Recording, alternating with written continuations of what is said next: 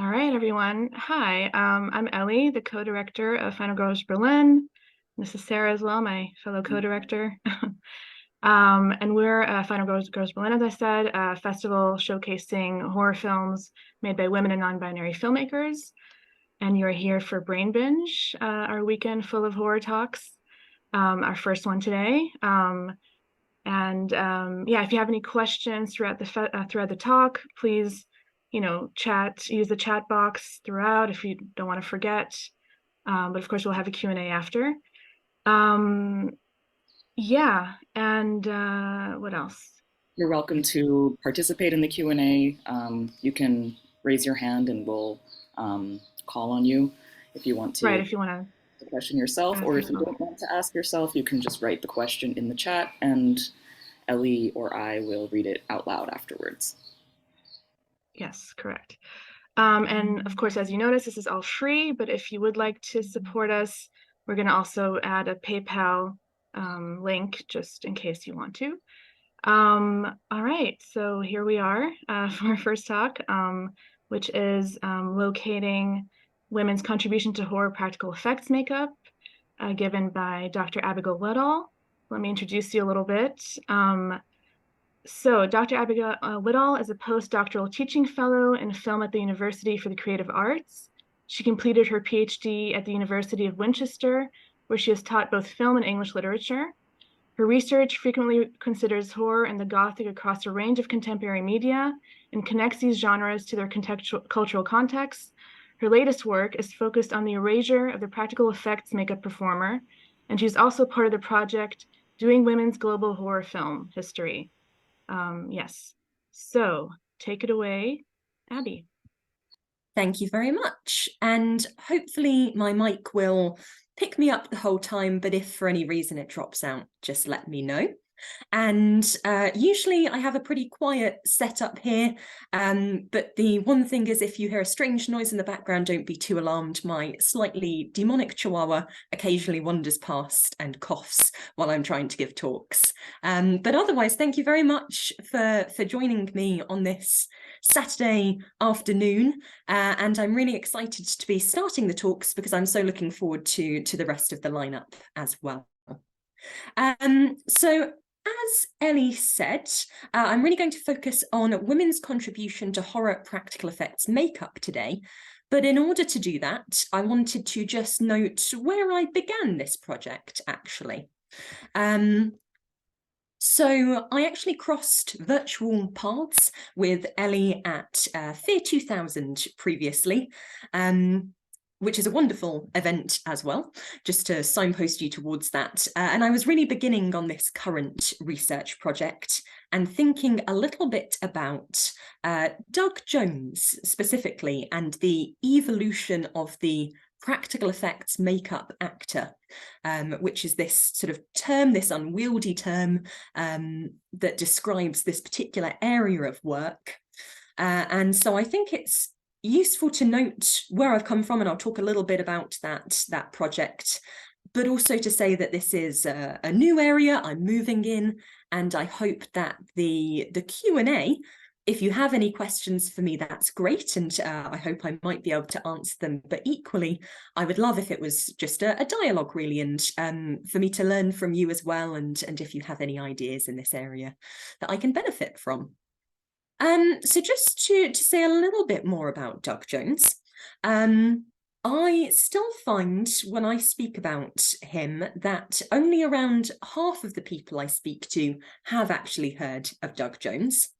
Now, I think I'm probably speaking to horror fans, and we're far more likely to recognise his name. But even then, I do find that some who have come across his name don't necessarily recognise his face, and that's precisely because he specialises in acting under extensive prosthetic makeup, often in the work of Guillermo del Toro. So he's most famous for being the Fishman in Shape of Water, for example, Abe Sapien in Hellboy, amongst many other roles. He's very prolific, actually. And I began my research by looking through a number of interviews with him, which again, fortunately, there are plenty. And I would definitely recommend, if you're interested, looking him up on YouTube, where you'll find some really good introductions to his work. And even one sort of documentary, which I feel a little bit ethically murky about recommending, because it does seem to be a compilation of all of his behind the scenes interviews, but without necessarily crediting where they've all come from. But it's a sort of 20 minutes overview of his career. And he provides all of these really interesting insights about his particular roles and how he approaches being a practical effects makeup actor. He also does make links to other actors in this field who I'm also interested in, such as Brian Steele, who I think is less known, but also tends to work with Guillermo del Toro in the roles of monsters which are slightly larger. He's slightly more interested in fight sequences and stunt work, and he's also been in some of the Predator films. And Jones often also refers to Javier Botet, who is a Spanish actor who has also worked with del Toro and in other films. And like Jones, specialises in work where it's very tall monsters. They both have very lean frames, which can then be built upon with prosthetics. And they are hypermobile as well. In fact, I haven't got too many clips today, but I will share now a short sequence starring Javier Botet. Let's have a watch of this together.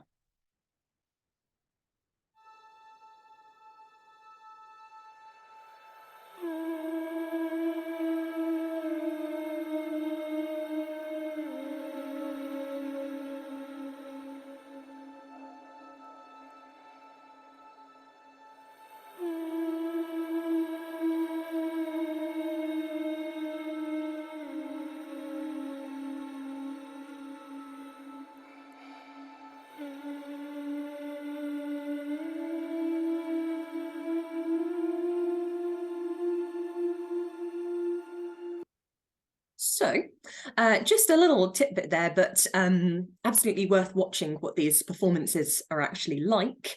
That was actually a movement test for the film Mama, which has over 1 million views on YouTube. And interestingly, the top comment is that the movement test is scarier than the film itself. And this is interesting because a lot of people assumed that the monster in Mama was created with solely CGI, and they've started to realise once they've seen the behind-the-scenes footage that it's actually practical, and that sense of the tangible seems to be connected for these fans to something which is more frightening and to be admired. So when I've been looking at Jones and Steele and Botet, it's raised all of these really interesting questions, I think. Sometimes they raise them themselves. So I've got a question here. What do we even call these actors? The term is quite important. Doug Jones gets quite not irritated. He seems like a very nice person, but he seems concerned by the terminology that's used to describe him, because occasionally he is called a performer and he actually prefers the term actor. He feels like it does more justice to the work he does. They occupy this interesting space with stardom where they do seem to be famous, but they are adversely famous for not being recognised. There's interesting questions raised about the body versus the voice, because in some performances, Jones has had his voice replaced by more famous stars. And he sees that as a really vital part of his performance being taken away. We start to get this split potentially in the behind the scenes footage in terms of whether it focuses more on the makeup artist who's creating the effects, or the people wearing them. There's a sense that they might just be considered a kind of canvas for the artwork of the makeup artist. And so there starts to be a quite complicated relationship between performance and special effects. We're looking at the horror genre specifically, so we might start to think about what the role of performance is within this particular genre, and the role of special effects as well, which I've already started to touch upon. And this last question, actually, what kind of monsters are they portraying? Now, in the past, this might actually have been slightly more my area of interest. I am a scholar who has tended to carry out quite a lot of close textual analysis. And so this new area of research is taking me more into production research. But if we do think about what kind of monsters we see on screen, they are quite varied. As I've already said, it's anything from kind of fish people to big predator type creatures. But when I was thinking about this talk, and based on my last talk, I did start to notice that they were often playing monstrous women. And the images I've got here are from Crimson Peak and Mama, that's bottom right, so that's what finally ended up on screen from Botet's performance. And we've also got Barbarian as a more recent example, which I must admit I've not had opportunity to see in its entirety yet, but I thought I should mention it in case anyone in the audience has some thoughts on this. And the monster in that is actually called the Mother, and the other monsters here are also mothers. So we have this coincidence, perhaps, arriving that we need to look into in a bit more detail. And so I do want to touch upon this before I head a little bit more into production context, just to revisit that very famous concept that is still being engaged with and developed in very fascinating ways. We've got the work of someone like Barbara Creed on the monstrous feminine. And from here on, I do have a few quotations through my slides. I like to refer back to those. So we could work through this one from Creed together. She wrote back in '93, "I have used the term monstrous feminine, as the term female monster implies a simple reversal of male monster. The reasons why the monstrous feminine horrifies her audience are quite different from the reasons why the male monster horrifies his audience, and a new term is needed to specify these differences. As with all other stereotypes of the feminine, from virgin to whore, she is defined in terms of her sexuality. So the phrase monstrous feminine emphasizes the importance of gender in the construction of her monstrosity." And then, of course, Creed works through a number of examples from film, from Alien to Carrie, for example, and finds this recurrence of mothers, monstrous wounds, beautiful but deadly killers, the femme castratrice. And so these monsters that we're locating here, played by practical effects makeup actors, do seem to align and once again reinforce the importance of the monstrous feminine. And I'm really looking forward to the talks tomorrow on maternal horror. I think they will cover this in much more detail with some other examples. But I did want to highlight this.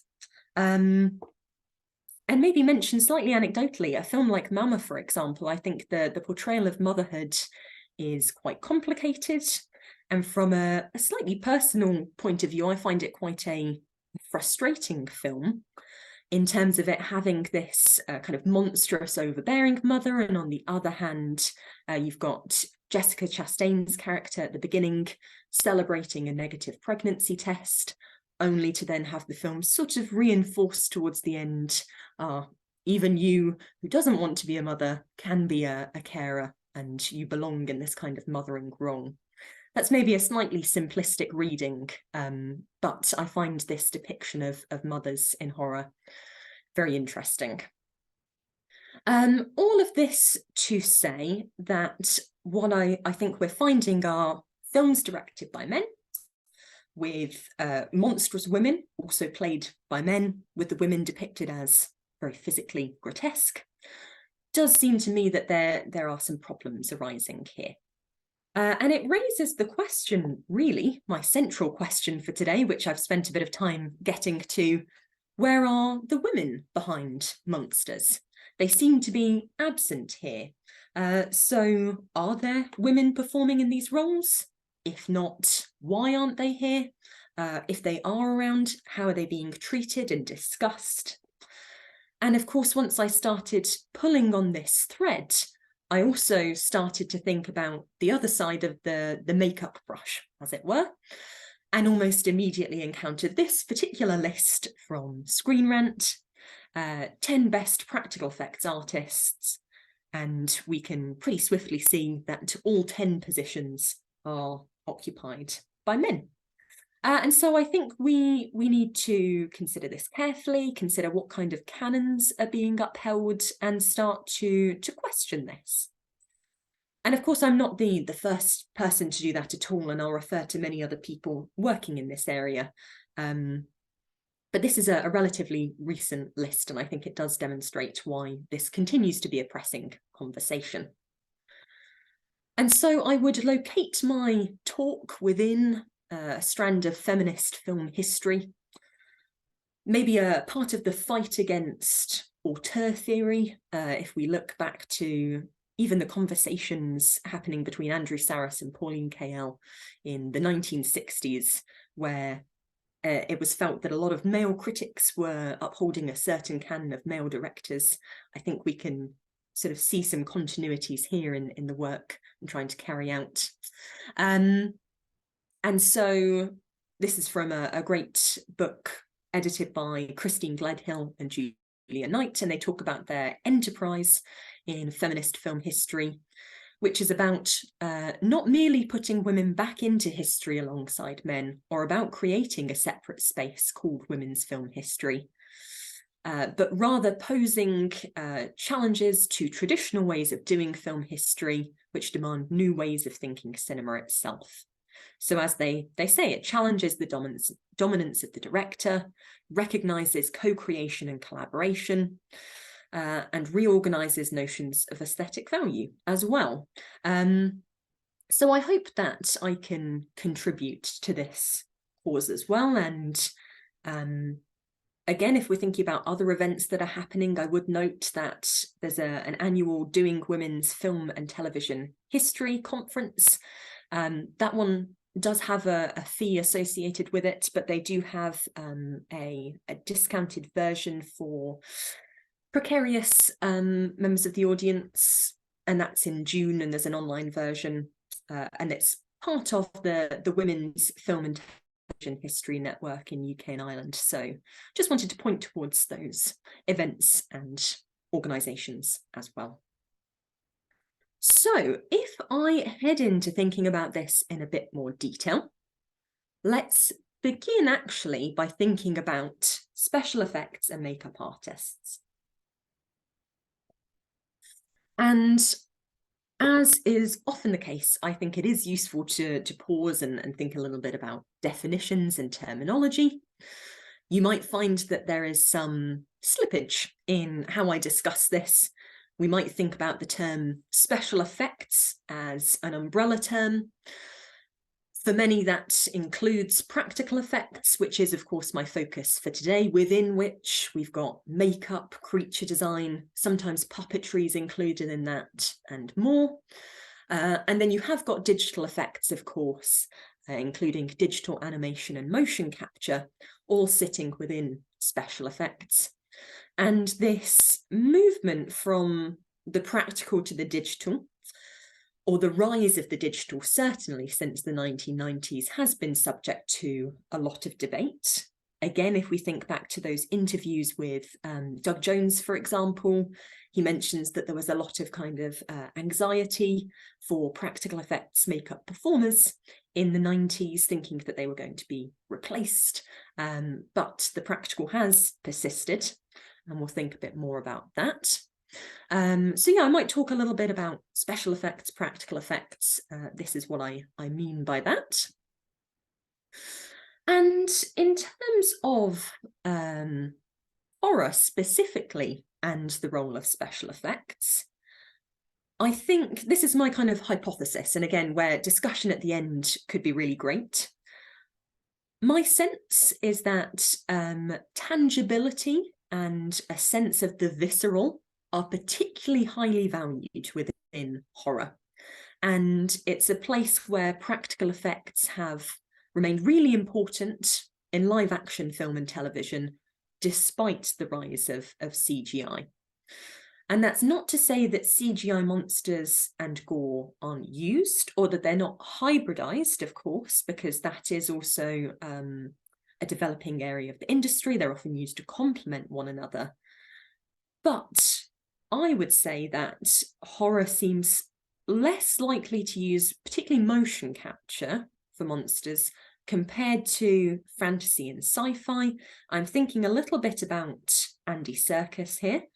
And actually that's just prompted for me, I really should look further into whether there are also women within the mocap industry who are making a name for themselves, because Andy Serkis does seem to be the name that is cited again and again, and seems to kind of dominate that field. But he does tend to work obviously in kind of the Planet of the Apes franchise, Lord of the Rings, and we're seeing a little bit less of that, I think, in the horror genre because of this primacy of the tangible and a real admiration for practical effects.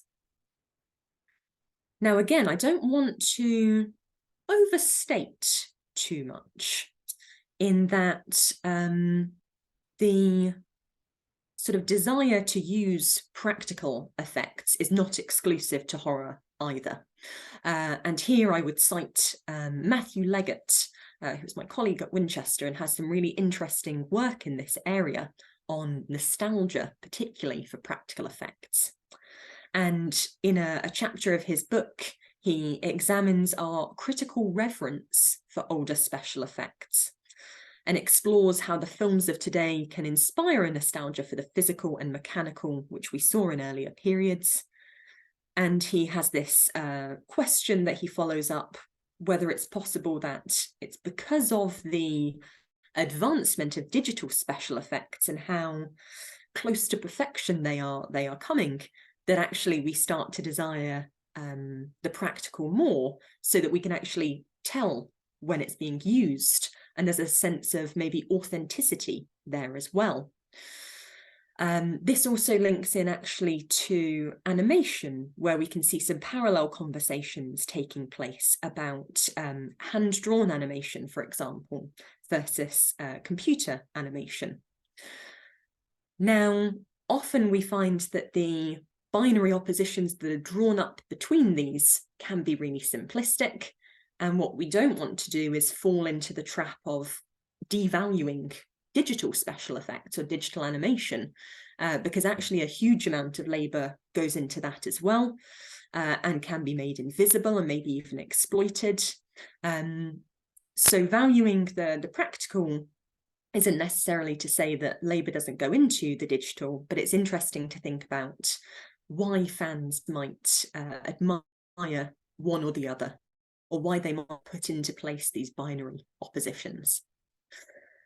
So we've got a sense coming out that practical effects are sometimes perceived as maybe sort of falling away in the face of the digital, but that can lead to actually them being valued more.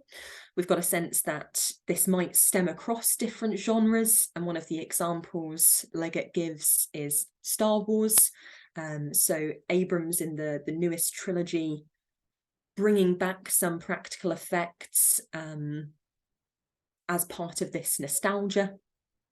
But I've got this remaining hypothesis that even if that's the case in other genres, in horror, it's this thing about tangibility and practical effects that remains very important. So I started thinking there about labour, and that is really at the heart of this talk, I would say, a concern that certain types of labour can be overlooked. And a key term here, of course, is below the line. I don't know where everyone in the audience comes from in terms of if it's from an academic background or a film industry background, but we have this term below the line, which is often used to refer to work which happens below the creative kind of ownership of a piece. This is why it's a little bit contentious and needs to be picked apart. A sense that above the line work tends to refer to directors, producers, writers, and a few other key roles, cinematographers, for example. And then a lot of other work is often referred to as below the line, and that would include costume design and makeup work as well. And actually here I was drawing a little bit on another project, which was mentioned in my bio. It's the project led by Alison Pierce, which is a bit of a mouthful, Doing Women's Global Horror Film History, which is a fantastic project. I'm really lucky to have been part of it. It has been aimed at mentoring people to create their first video essay, and the focus of the whole project, that's lots of us contributing, was to find actually particularly women working in global horror, so kind of fighting against the bias towards very Anglo-centric horror, and also the bias towards directors, and trying to think a little bit more about other roles within the film industry. And so I have worked on a project with my collaborator, Wia Millis, and we were looking at the costume designer, Phaedra Dardalla, who is the primary costume designer in Jordan, who worked on Under the Shadow, for example. And we were thinking about why she hasn't received as much attention as arguably she should. And it's linked to this bias, I think, of above the line and below the line work, as well as we also used a feminist and post-colonial framework. But this article from Helen Warner was very useful for us. She notes that costume design is an area of cultural production dominated by those often rendered absent in histories of film and television production, namely women, and suggests that we need a corrective to androcentric accounts of media production that privilege the testimonies of above-the-line, typically male practitioners. So part of what I like here as well is that it is a production studies approach. It's very interested in finding out what women in these roles have to say. And I was already finding some parallels with this in thinking about practical effects makeup, and then was quite heartened to find this quotation from James Castonguay in an edited collection on makeup and hair. In turn, he's referring to comments made by costume designer Deborah Landis, who worked on films such as Blues Brothers and Raiders of the Lost Ark, and agrees that there is a parallel to be found here, that there is a long-standing and nefarious gender bias against the profession of costume design that has kept salaries far below other key collaborators, and notes that the base salary for the costume designer is nearly 1/3 less than an entering production designer, of course, and that this extends to the working conditions of the profession. And for Landis, whether practiced by women or by men, costume design has always been considered women's work and is paid and valued commensurately less. And then Castonguay makes this extension and agrees, yes, this can also be said of artists working in makeup and hair design. So it's about a devaluing of this work based on a gendered bias, and it's important then to locate the work of women and to look backwards as well. Though, of course, I am always a little bit aware this work was in 2016, and so we should always keep updating our work. And again, our discussion at the end, you could maybe let me know whether you feel this is still the case, or whether we need to move the conversation forward in any way. Looking further back, if we're sort of looking for where this originates, Adrienne McLean in the same book, the same edited collection, in her introduction, provides an overview and a history of makeup in film, provides us with some useful terminology, talks a little bit about corrective makeup and straight makeup, straight makeup referring mainly to kind of glamour makeup, referred to even as lily gilding in the early 20th century, which notes that it was primarily associated with being used for women, and also character makeup, which is what I'm discussing today. In marked contrast to lily gilding, McLean writes, the most labour-intensive and spectacular of these three types of makeup is character makeup, frequently publicised both as a difficult technological achievement, as okay for, and again virtually always nominally created by, men. So a sense that straight makeup was created and used on women, although in this stage in the early 20th century, almost all of the heads of makeup departments are men. Character makeup also headed up by men and perceived as maybe being more acceptable to be used on men. So we have this really deeply intertwined relationship between gender and makeup. And we could also note, of course, McLean does, that there is also a discussion to be had around race, and even the limited number of makeup brands and tones of skin meant that it was very discriminatory practice as well. So important to note that. If we continue thinking about behind the scenes and hidden labour, I have also got this image here because McLean gives the example of Frankenstein's monster in 1931 and then Elsa Lanchester's Bride being added in 1935, also with no screen credit for makeup or hair in either version. So actually at this stage, artists in this area aren't receiving any credit for their work. If we do try and move forwards, there's an excellent online article by Jacinda Perez, which looks to celebrate female SFX artists in horror.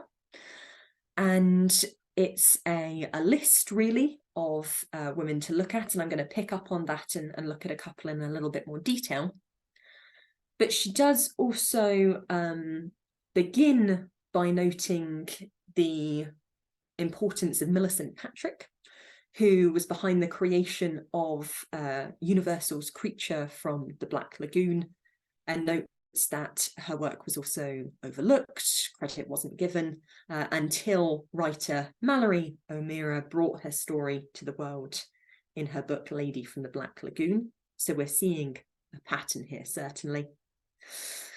And then looking to the contemporary, draws on a study on women in Hollywood, and in the 2019 study, women accounted for 4% of special effects supervisors and 5% of visual effects supervisors in the year's top 100 grossing films. Now, I did try to look at the Women in Hollywood website for if there were statistics for the last couple of years, and they hadn't been updated in as much detail as the 2019 study. So again, that's why we need to maybe be looking for some of this quantitative information. But we can also look at particular case studies and maybe some of the qualitative information in terms of their experience and what they have to say about their work. So we could look at the Neill. And I thought this quotation from another online article was very fitting. Her name may not be on the tip of your tongue, but you've likely seen V. Neill's work. Now, if you are a horror fan, particularly a practical effects fan or a specialist in this area in the industry, then you may be more familiar. And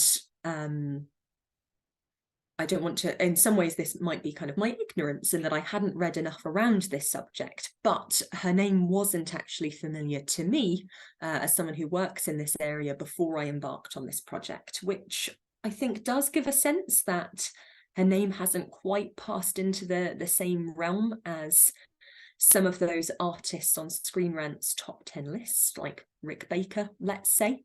And that despite the fact that Neill has been incredibly successful, has won an Academy Award and worked on huge films.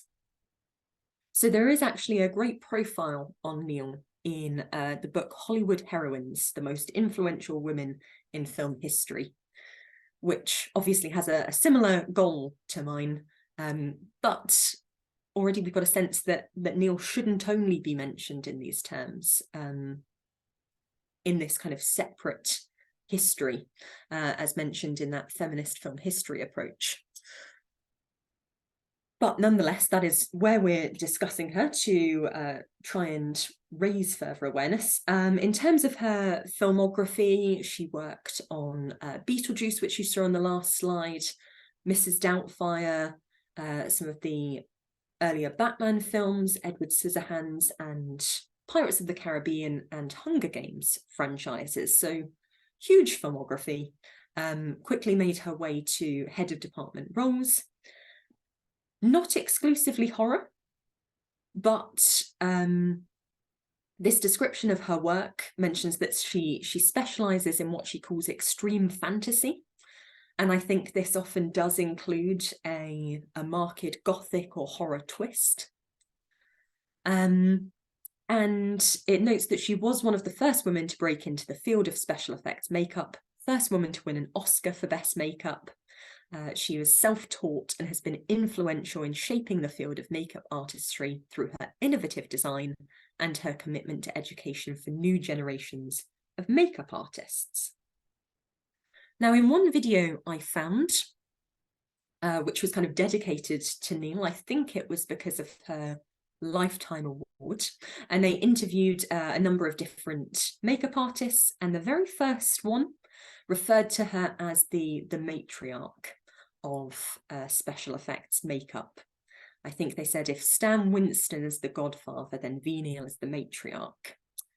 Interesting that, although very much meant in a positive way, a very gendered term is being used. Perhaps it is just to recognise actually that she is the first woman to achieve some of those kind of benchmarks or you know, her award and the recognition.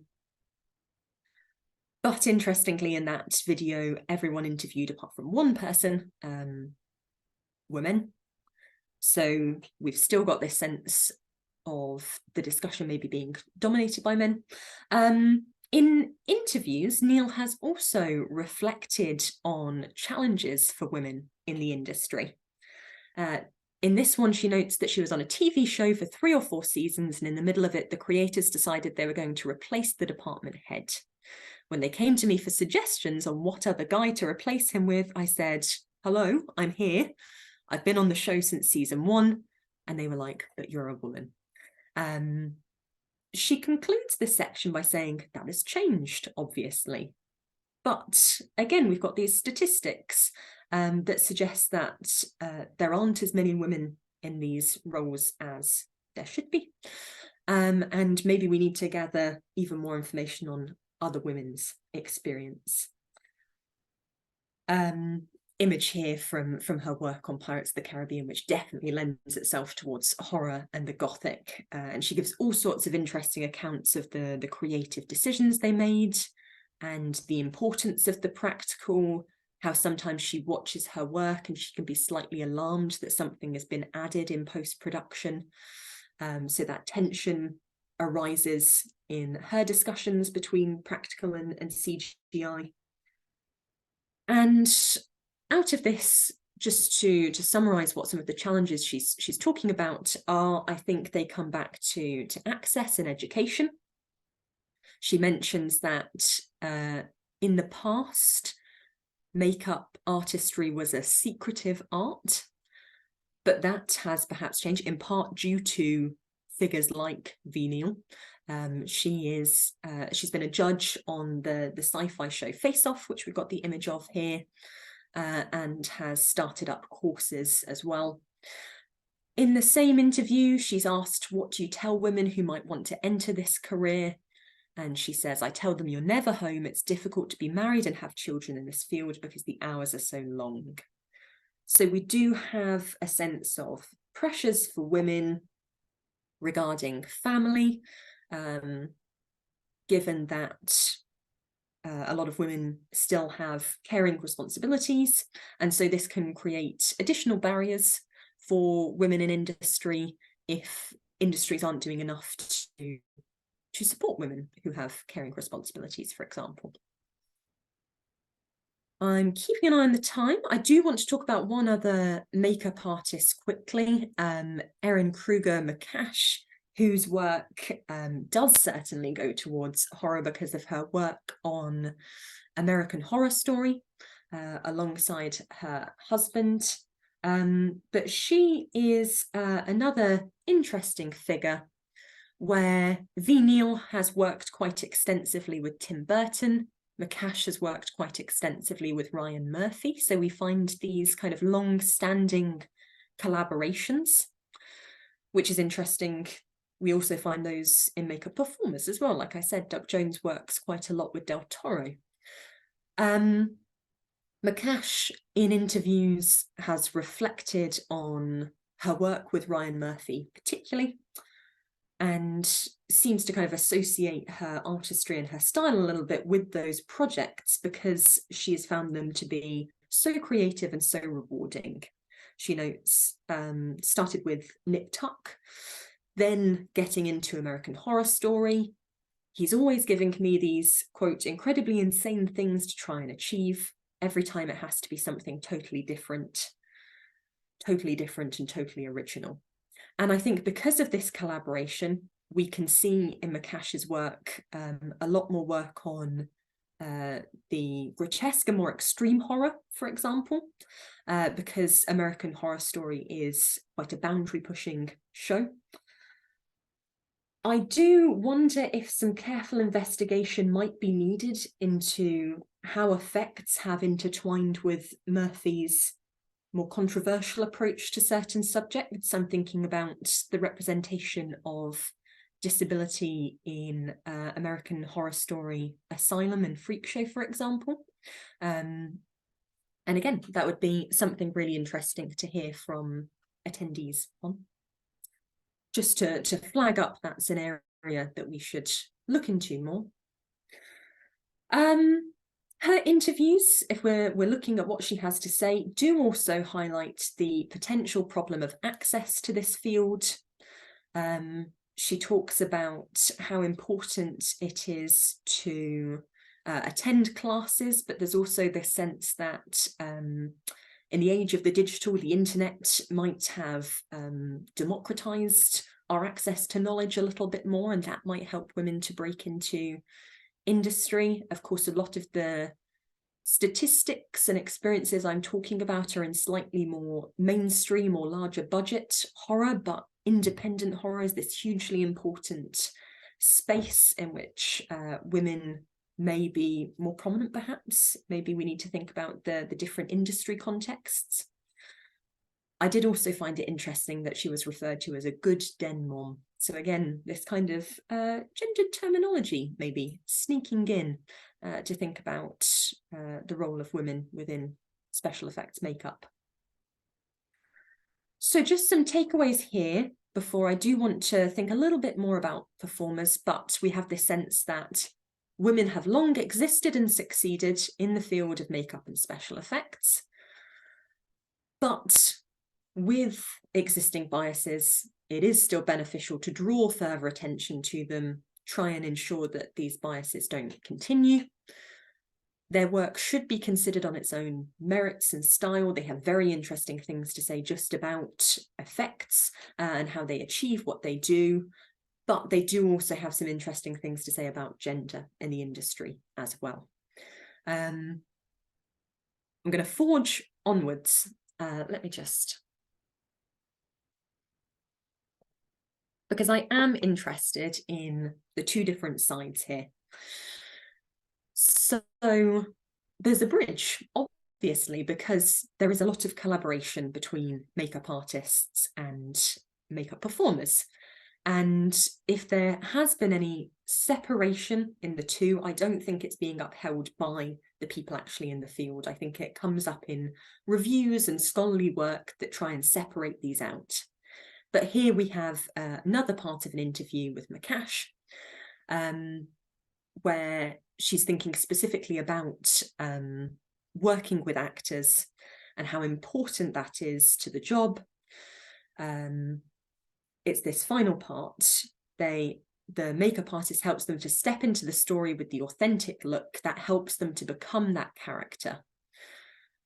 And Neill actually has in interviews also said that now she wants to step back a little bit from really huge projects and focus on working with actors that she really likes. So collaboration between the two is key, but this is what I mean when I say I think they have sometimes been separated, and I'm drawing on the work of Lisa Bode here, who has a lot to say in this area. Acting and special effects have been perceived as demanding divergent modes of evaluation, dividing viewership between attention to artifice and authenticity, interiority versus exteriority, craft or technical apparatus, and emotion. So we find a separation coming out increasingly in the way that people talk about special effects versus performance. And as I said, I do like to pause and think about words carefully. I'm using the term performance, but you might have noticed, if you have a very good memory, that my previous presentation on Doug Jones specifically played around with the idea of the makeup effects actor versus performance, and that he has said that this is a real area of contention for him. I tend to find in scholarly work that performance and acting are frequently used interchangeably, and when they are delineated, it is not necessarily in a hierarchical sense in the way that Jones is concerned about, but rather to suggest that performance is another one of these umbrella terms, and it does include acting as a term which might more specifically denote character building, but it could also include things like mime and contortion and stunt work. So it's a broader spectrum, perhaps, performance. But I tend to use both quite interchangeably. I do have this image here. If we think about what kind of connotations acting can hold and this hierarchy of acting, then we might associate it with particular examples of acting in the drama genre, particularly, that tend to receive a lot of attention in awards seasons, a real sense of acting with emotion. Now, this is interesting if we start to think about horror again, in terms of the fact that some scholars actually consider horror a kind of subgenre of drama, which I don't tend to. I think of horror as its own genre. But if you do position it within drama, then we might have a sense that the approach to and reception of acting should be similar. And actually, Peter Hutchings in his work on horror says there shouldn't really be any difference between acting in horror and other genres. But I do find this quotation from André Loisel quite interesting. They note that artificiality seems to be very important, actually. Usually, acting on screen is associated with slightly more naturalistic performances, but they suggest artificiality is central to the horror film because there is this onslaught against the realism of normality, and the moment of horror is when theatricality threatens cinematic conventions of transparency. So here I do have a bit of a question for you to reflect on and for us to discuss. Is there a different concept of what is a good performance in horror? Is it different to other genres? We have this sense that it has maybe been overlooked.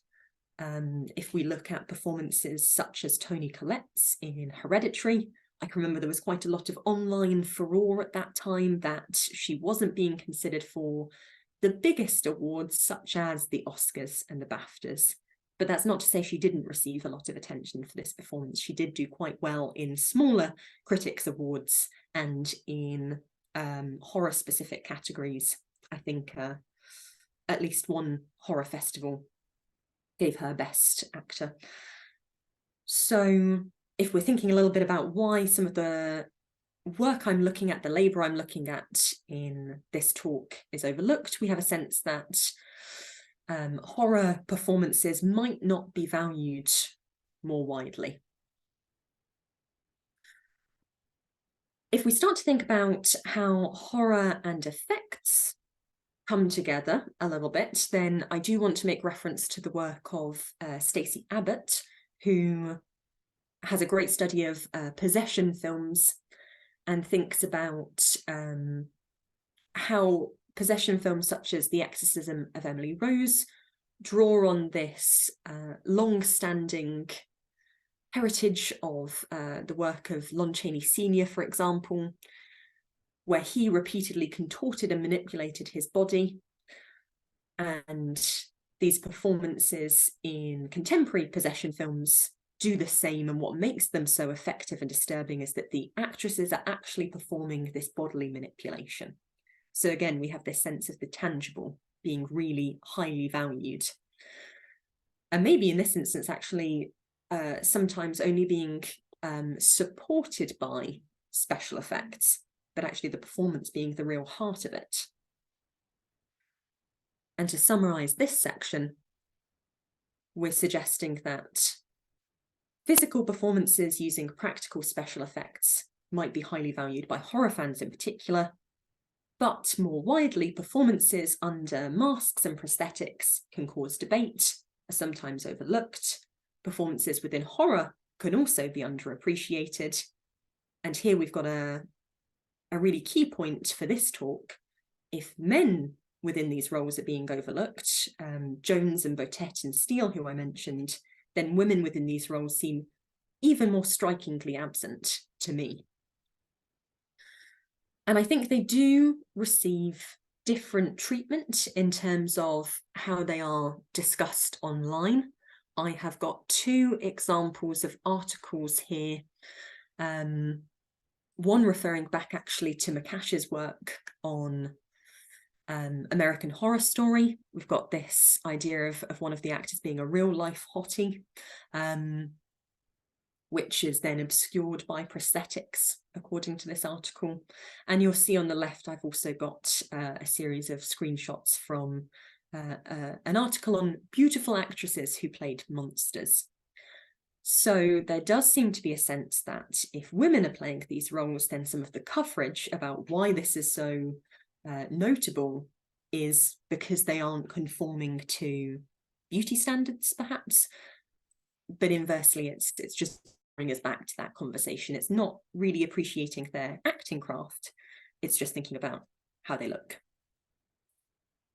And that does seem to be the case with Bonnie Aarons, for example, who is most notable for working in the Conjuring franchise as the nun version of the demon Valak. But she's also the bum in Mulholland Drive. You might vaguely recognise her from, of course. She has acted in enough roles with extensive makeup that she has also got this reputation as a monster actor. So she has been subject to some of these articles that suggest that underneath the makeup, Bonnie Aarons is very beautiful. Or there's coverage that suggests that she has been drawn to these roles because she didn't have other opportunities. And that's something she has actually spoken about in a few interviews. She mentions here, no matter how many people told me I was too ugly, I still went after it. So she encountered prejudice at the outset of her career with people telling her that she couldn't be a star based on her appearance. The second example I want to look at is Bonnie Morgan And so I will play a quick clip of Bonnie Morgan's performance in The Ring 2 here.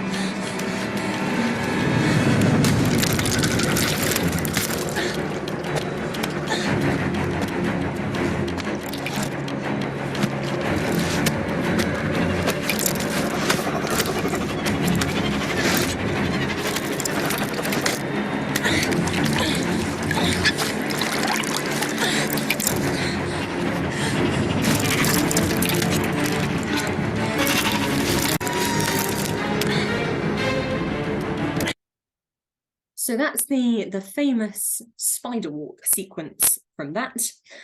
Interestingly, in that YouTube video, they have in their description a tendency to put after every character name the actor's name in brackets. The one exception is Samara. They don't list Bonnie Morgan's name. She's described on IMDb as a talented actress, a daring stuntwoman, and an extraordinary contortionist. So we come back to these issues of terminology.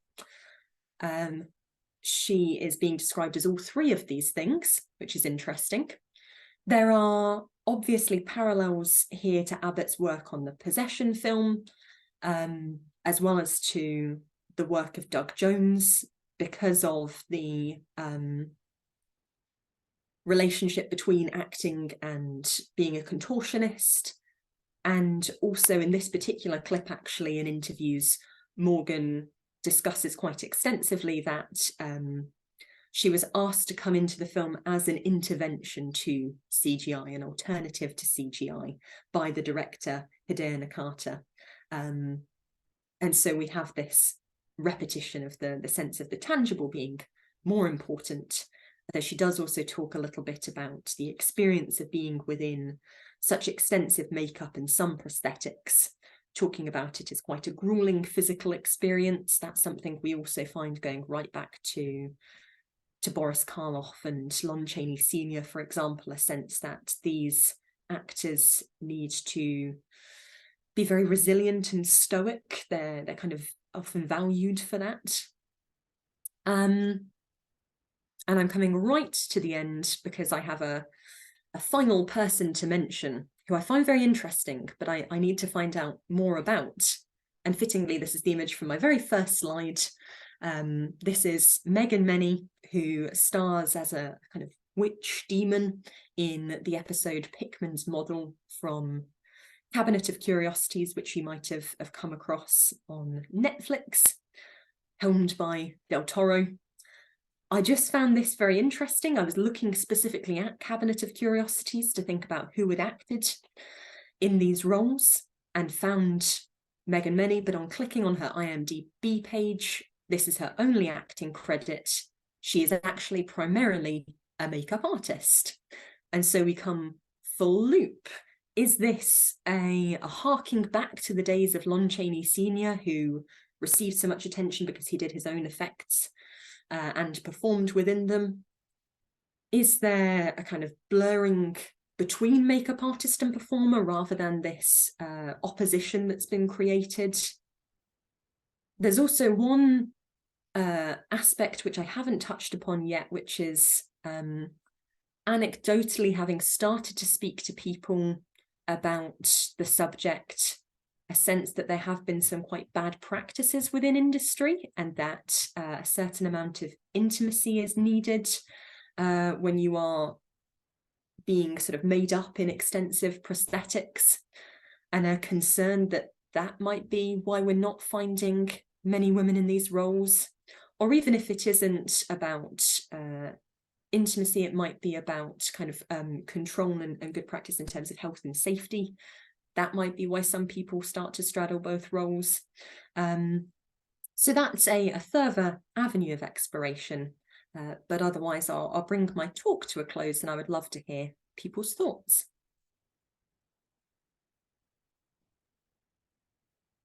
Wonderful. Thank you so much, Abby. So yeah, if anyone has questions, please feel free to use the chat for this.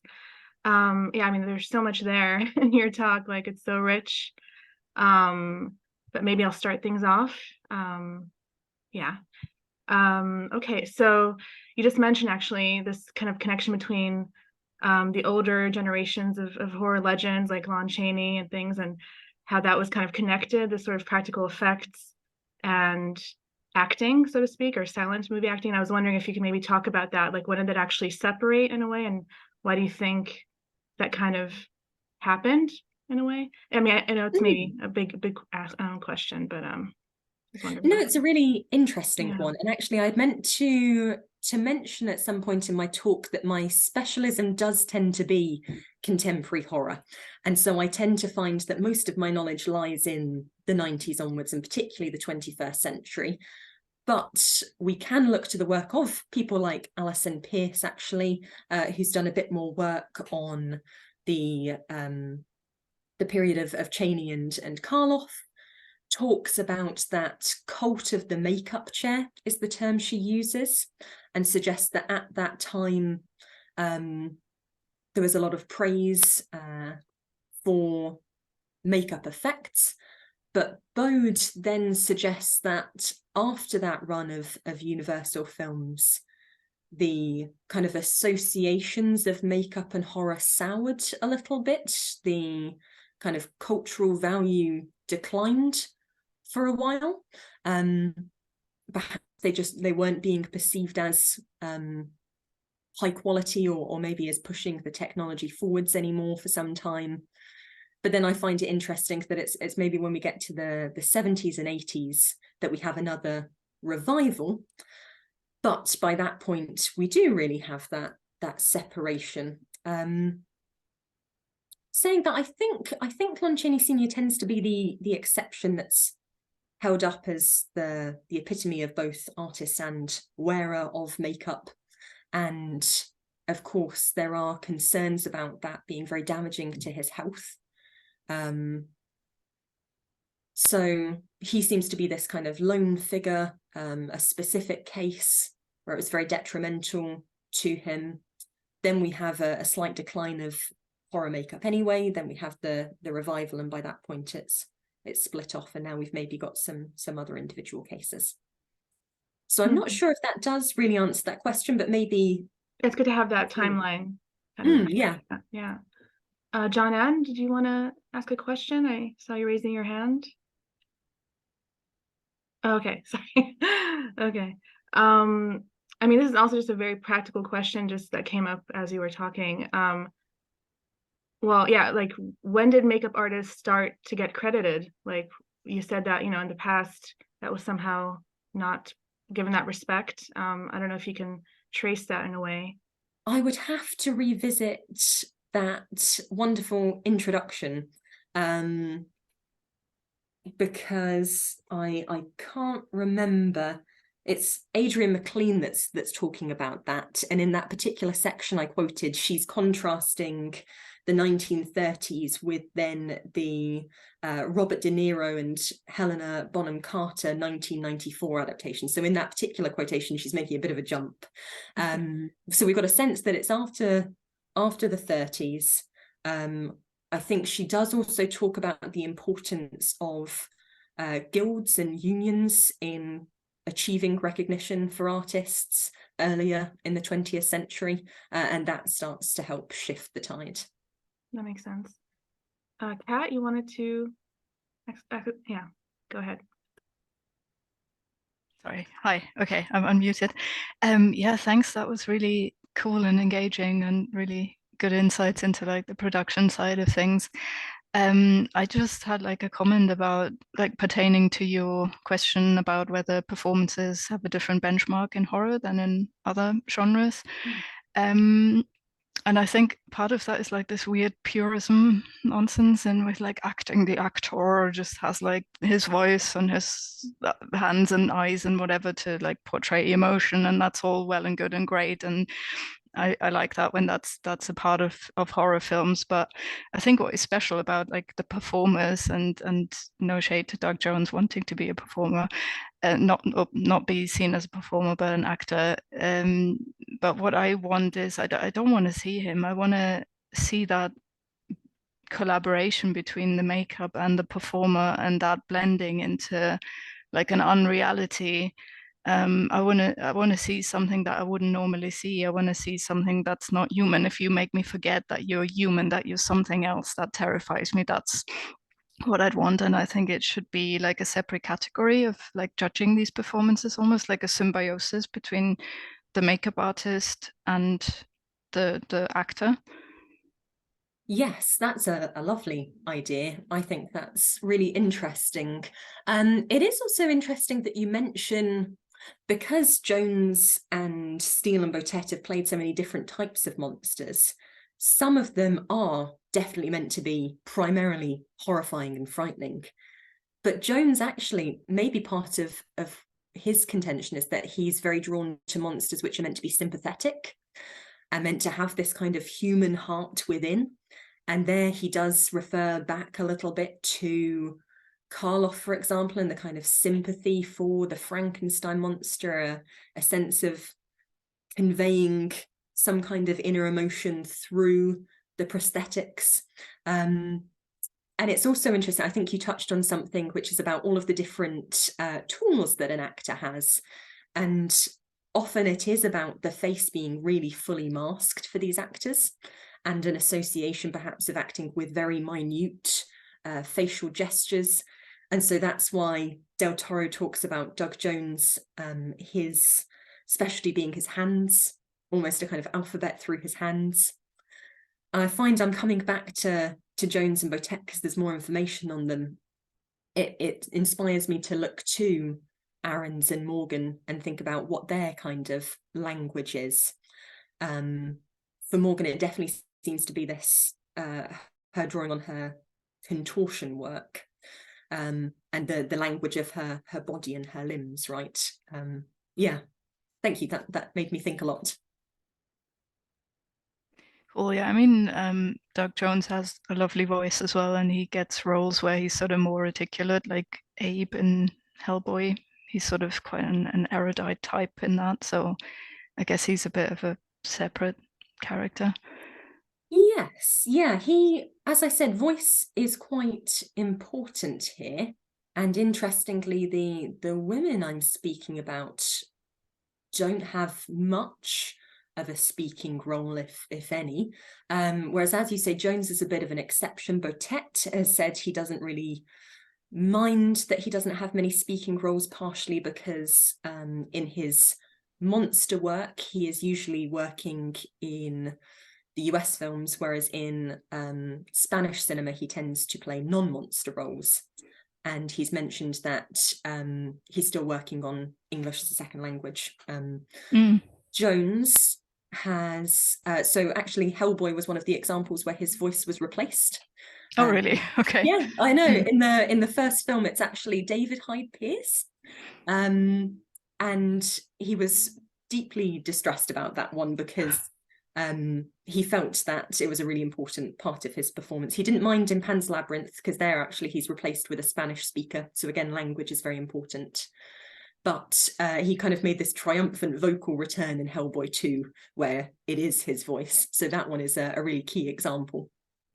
So you've got like a triple collaboration between the voice artist as well. Yes, and this is where it is tapping in again to some discussions in animation, where quite a lot of scholarly work is thinking about the rise of stars speaking within animation films rather than voice actors, where that's their kind of primary role or specialism, and instead we see more and more stars. So the star voice is an increasing commodity.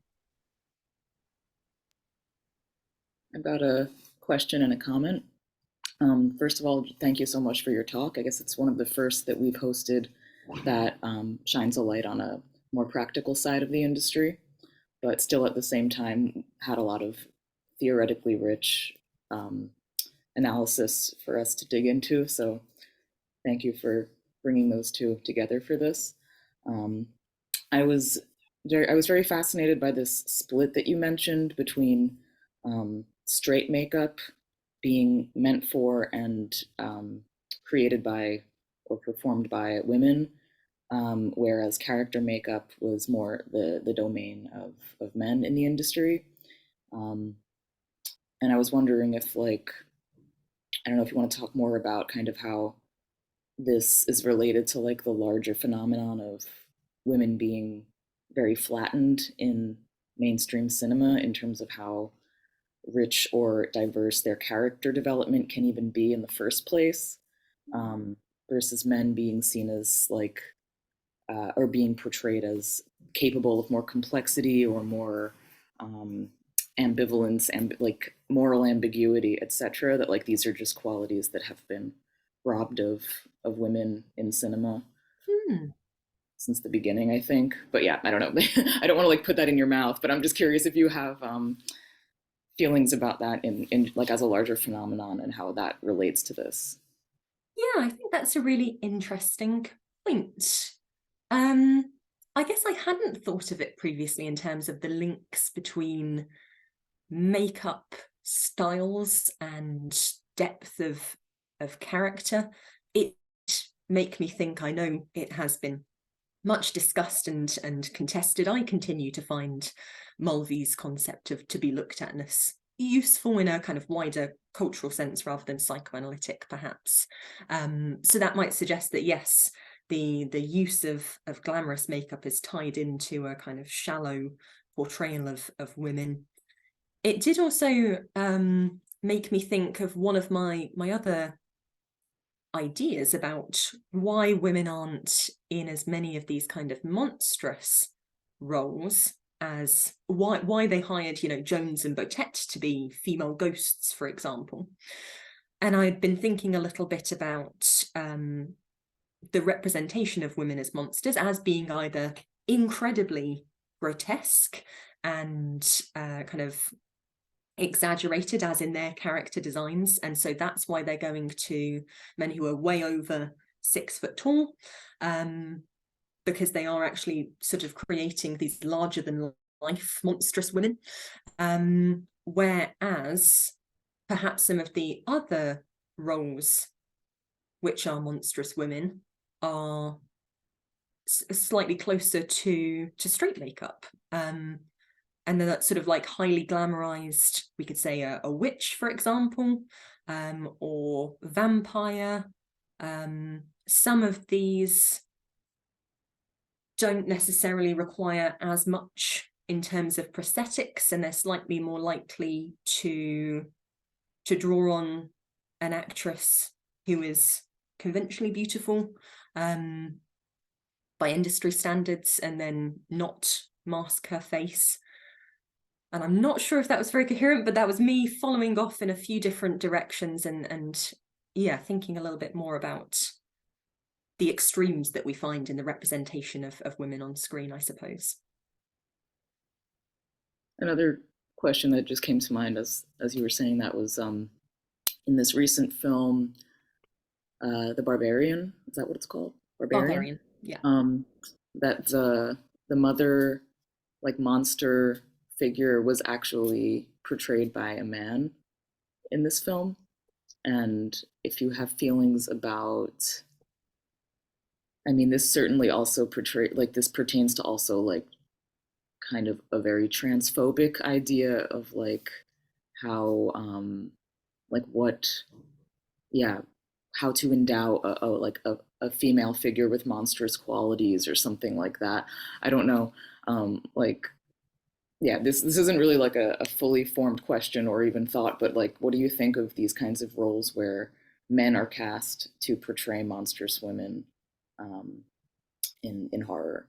Yeah, I think I'm at a similar stage to you. I'm sort of thinking through how I feel about that, because it's Matthew Patrick Davis is the actor who plays the mother.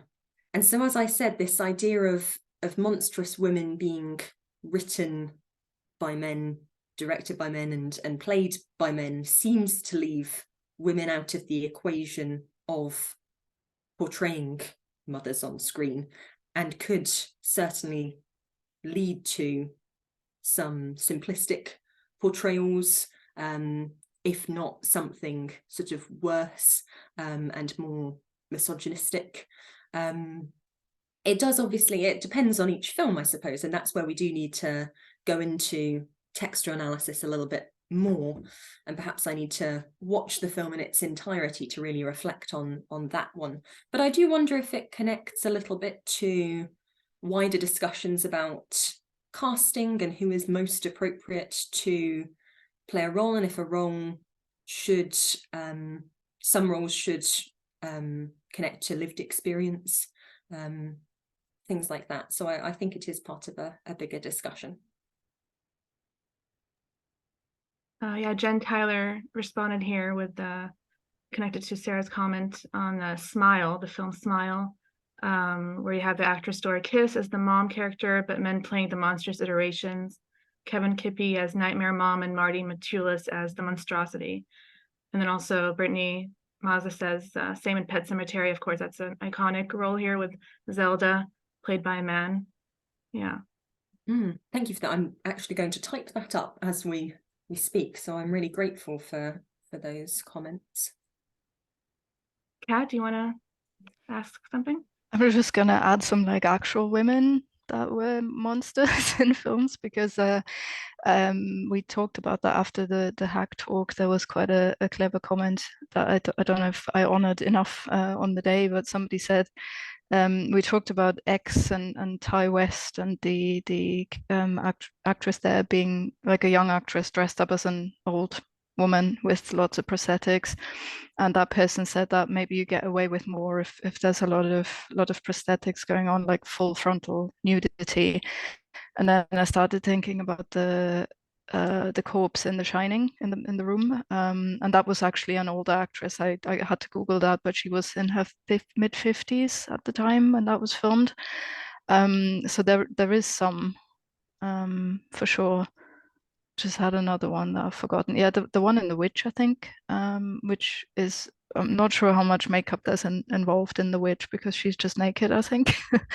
But I think there's a limit to like physiognomy, because these are like definitely sort of wider hipped, sort of bigger in the middle kind of older women, which I think would be hard to put onto a male physiognomy, because they're all quite skinny, those performers like Doug Jones, and that's kind of their appeal, that they're kind of distorted, and it sort of makes them look surreal. And I think if they portray women, that's kind of removing them from like womanhood to an extent that makes it even more distressing and monstrous. And they don't look like mothers. They don't have boobs that feed a baby. They don't have a hip that births a baby. So it's kind of a distance between motherhood and that creature. Maybe that's why.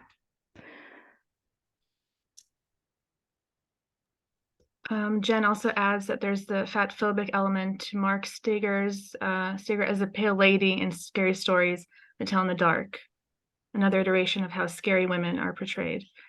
You're very good with the names of all these actors, Jen. Okay. I was also wondering, I mean, this is kind of, again, another broad question, but you're talking about the tangible qualities of practical effects. And I was also wondering about comedy, because that's also, sometimes they tend to go, I mean, for like the very lowbrow, I guess, broad comedies, these kind of prosthetics. And I wonder if you can kind of see some commonalities between, or some very clear differences between the use of that and horror, Ooh, that's a very good question. Sorry, I was kind of just reflecting on the previous comments, which were really interesting, and the ones in the chat as well. I have to say, I haven't thought about that as much in terms of practical effects and prosthetics. But I think you're right to point out the long-standing relationship between comedy and horror, actually. And it has been thought about in terms of the kind of the affect it tries to prompt in the audience, compared to some other genres which are defined by particular kind of tropes or themes, horror and comedy are sort of defined by their ability to make an audience scream or laugh, some kind of extreme reaction. And I think there is actually a good book out there which is about screaming, laughing. So that would be a really interesting area to follow up actually, and see if there's the same sense of physicality and effects being needed for, as you say, maybe more kind of the slapstick or body comedy. So yes, I will think on that further. Great. Any other questions from? Oh, Mo, yes, please ask away if you want to turn on your video. Sure. As Ellie knows, I just recovered from surgery, so I will not be turning on my video. Absolutely wonderful talk, Abigail. I'm very just engaged with everything that you've been saying and the questions that have been coming forth, and really elaborating on the conversation. I wanted to get your take on how this monstrous woman figure, even as we go through film, we're seeing a lot of the same almost kind of reductive vision of, you know, the elongated breasts. We're having like the elongated limbs, the devoid of beauty. I'm wondering how you feel about how that equates to a male character playing that, and if they feel that you have someone like the young lady playing Samara, how you have that was easily done and was able to be done because she still had this almost like cherubic look to her. But as we get on into things like Doug Jones has played and that Javier has played, why do you feel that there's some kind of connection between that loss of beauty or that loss of physical attribute that leans more towards a male character playing that monstrous look? That's a really good question. And I think it links into the previous comments as well, actually, about the particularities of some female bodies. Yeah, I think I need to reflect further on it, actually. Sure. Yeah, that was kind of a long question. No, it's a really good one. I think there is this sense of, as I was starting to suggest, when they have Jones or Botet play these roles, it is precisely because of their height and the length of their limbs, and that these are some of the most extreme depictions of women as grotesque. And I think there was a really good point before as well about a fear of the aging female body as well. Sure. So I wonder if it is tapping into that. I have thought in the past a little bit about even the scene in The Shining, how we're just asked to be frightened of an older woman. Basically, that is the only source of the horror there. So I think it is. Yes, yeah. I'm gonna keep reflecting. Have a think on. Yeah. Thank you. Thank you. All right, Jen has another comment here about Megan and the actress Arnie Donald playing the lead monster, a small, slight, child-sized character. Yeah, so that in relation to the question. Great. Well, if any other questions, this is your time. I'm just still kind of mulling over some of these conversations, but I just wanted to kind of comment again and say, like, and this reminds me a bit of one of Kat's recent talks about hagsploitation, that there's such a like societal kind of fixation on like maintaining the sanctity of like female beauty, like youthfulness and beauty, that there's this kind of very politically conservative sort of like desire to maintain that as holy. And that of course is like, that affects the casting choices from the people involved in the production. And then of course the like social the pressure that comes with that also affects who's going to be available for or audition for these kinds of roles in the first place, especially with like you said, there's this kind of tabloid obsession with showing like, oh, look how beautiful this person is in real life versus in this role. Like what a strange and miraculous transformation they underwent, and that becomes like the whole focus instead of the actual performance itself, which also reminds me of this media obsession with Charlize Theron when she was playing Aileen Wuornos in Monster, which I guess you wouldn't necessarily count that as prosthetic makeup, but it's kind of, I think, in that direction as well because of this physical transformation from being normatively, standardly beautiful into something that's not deemed that. Yeah, so I just was thinking about how this kind of media fixation can really affect a performer's desire to enter into this kind of role as well, because they know that their actual performance is going to be undermined or erased in this sense. That is a really excellent point, and actually Theron's performance comes up quite a lot. Searching for female monster or women monster, that ends up popping up quite a lot, and actually is also, I think, linked to makeup and prosthetics. And the other example that sometimes comes up is Nicole Kidman's portrayal of Virginia Woolf in The Hours, because of her prosthetic nose. And there is this different standard that comes through that's linked to this idea of deglamming, which isn't a term that then seems to be applied to men in these roles who undergo quite extreme transformations, often to be kind of more in biopics, I'm finding. So I think there is, it's maybe many different factors are feeding into this. But I am also a little bit aware that I'm focusing quite a lot on these mainstream horror films, and horror has long had the capability to be either very reactionary or progressive. And I wonder if I was to look for more examples of independent horror filmmaking, whether I might find a more complicated or maybe some more progressive representations. So that's something I'm going to follow up on as well. Great. We have more examples of Jodelle Ferland, who's a small child monster who built her whole career on this, and an example of Beauty versus Ugly in the Twilight films with the distortion of pregnant Kristen Stewart.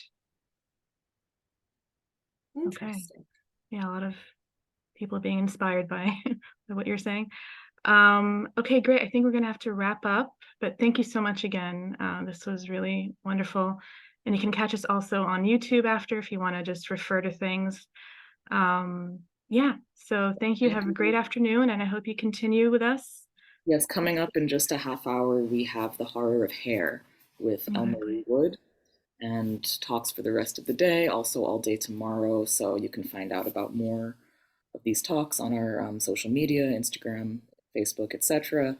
And just a reminder again, you're welcome to PayPal us a donation, paypal.me/finalgirlsberlin. And if you do find yourselves in Berlin, next February, we have the in-person festival from February 8th to 11th, where there will be short and long films as well as talks and workshops in person. All right. Thank you again. Bye. Thanks, everybody.